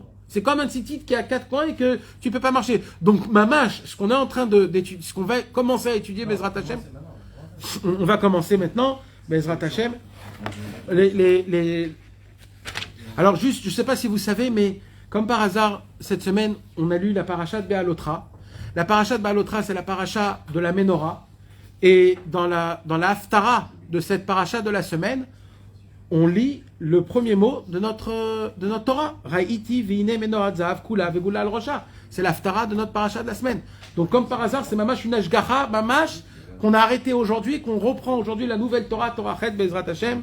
Et Rabbeinu, il commence en disant iné. C'est-à-dire quoi iné? Il y a un grand chidouche dans le iné. Iné. On ne commence pas. Iné, ça veut dire voici. Normalement, c'est da. Ou alors normalement c'est qui, car. Mais de commencer iné, c'est comme disait iné, voici. Yakar gnuche ou nuha. Combien c'est cher, précieux, le soupir et le gémissement. Alors là, il y a des gens qui vont dire en lisant ça, peut-être que Rabbeinu il est en train de parler de tzadikim. Parce que le soupir d'un tzaddik, c'est pas pareil comme le soupir de moi. Moi, quand tu es allongé dans mon fauteuil en train de fumer et de boire du coca, mon soupir, c'est pas le soupir que Rabbeinu il parle.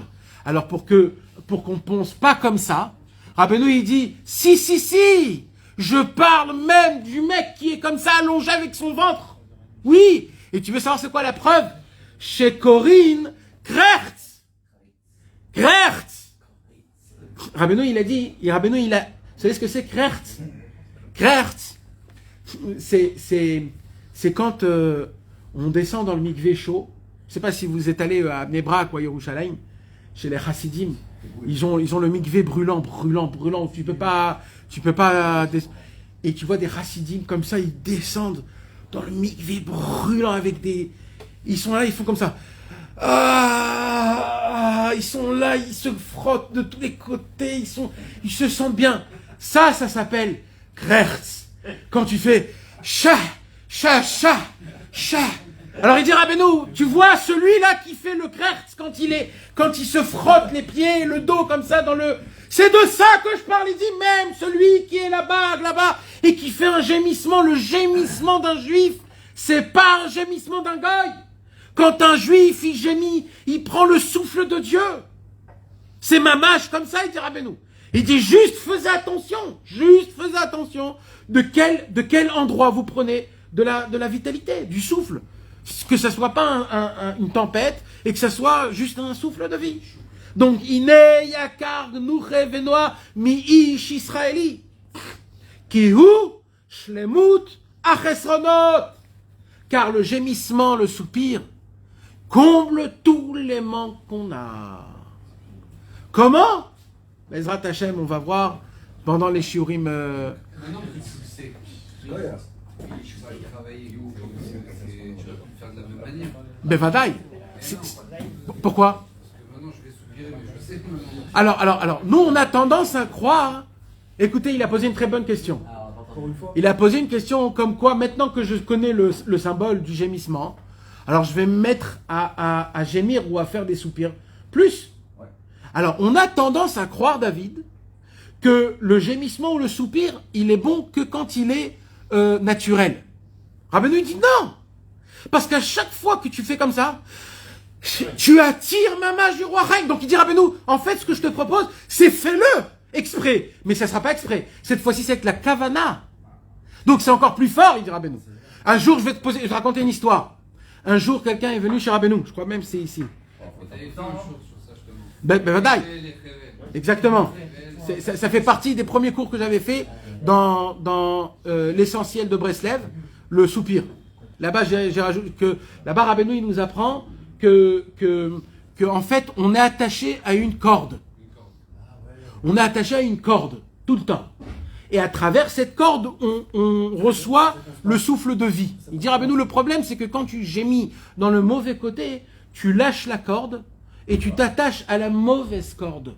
Et tant que tu es attaché à la mauvaise corde, il dit Rabbeinu, tu prends du rouar Sahara, tu prends de la tempête dans la tête. Alors il dit Rabbeinu, c'est très dur, il faut lâcher cette corde. Comment il faut faire? Il faut avoir des soupirs dans le bon. Alors là, nous, on doit se renforcer à faire des soupirs encore et encore. Un jour, quelqu'un est venu chez Rabbeinu. Et il est venu chez Rabbeinu, il a dit Rabbeinu, j'arrive pas à étudier, à prier. J'arrive pas. J'ai pas le temps, j'ai pas la tête, j'arrive pas. Rabbeinu, il a dit, et soupirer t'arrive? Il lui dit oui. Alors il lui dit, alors soupire. Il lui dit, mais ça veut dire quoi? Il lui dit, tu fais Hitbodedut des doutes? Et il lui dit, oui, mais j'arrive pas à parler, je sais pas quoi dire dans Hitbodedut des doutes. Il dit, écoute. Il lui dit, Rabbeinu, tu vas faire Hitbodedut des doutes, et dans Hitbodedut des doutes, tu vas t'asseoir, et tu vas penser à quel homme tu as envie d'être. Et à chaque seconde que tu penses à ça, tu fais, oh,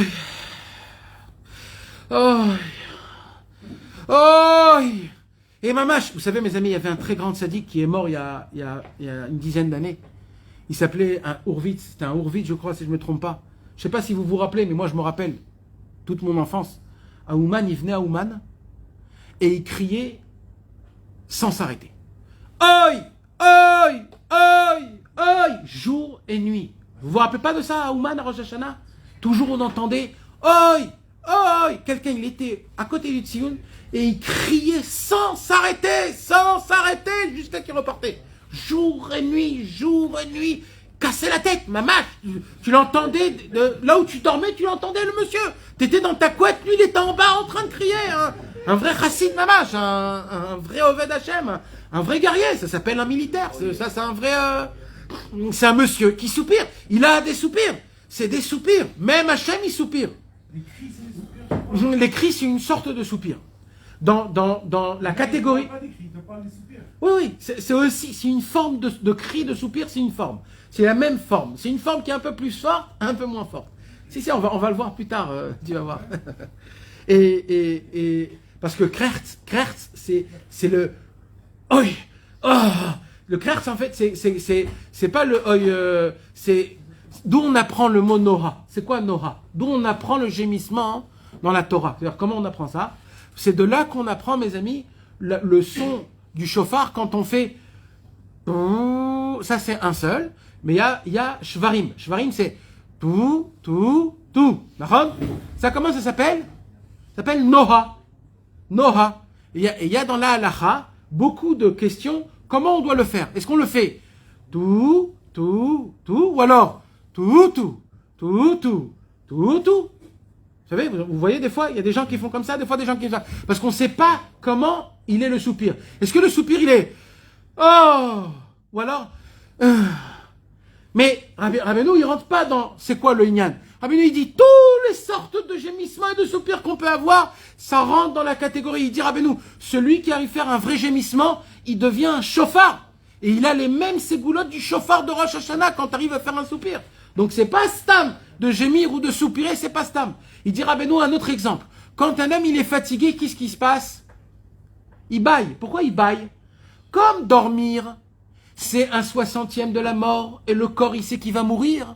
Donc le corps il a peur de mourir pendant qu'il va dormir. Alors qu'est-ce qu'il fait avant de dormir? Il bâille. Qu'est-ce qu'il fait? Il va prendre une quantité de vent, de rouar chaim, de souffle de vie, plus qu'est-ce qu'il faut. Et il va faire rentrer en lui une grande quantité de vent pour que quand il va dormir, il va encore garder du rouar ça. Vous rigolez les gars, mais c'est émettre la mytho, c'est mamache ça. Rabbeinu, il nous explique des explications qui sont écrites aujourd'hui nulle part, qu'on ne peut pas découvrir jusqu'à aujourd'hui. Donc comme il a dit David, tu peux forcer le soupir alors. Tu peux forcer le soupir, tu peux forcer tout le reste. Et il y a encore d'autres choses qu'on va apprendre, Bezrat Hashem. Tout ça dans la Torah 8, Bezrat Hashem, tous les dimanches, à Ranana, à 8h30.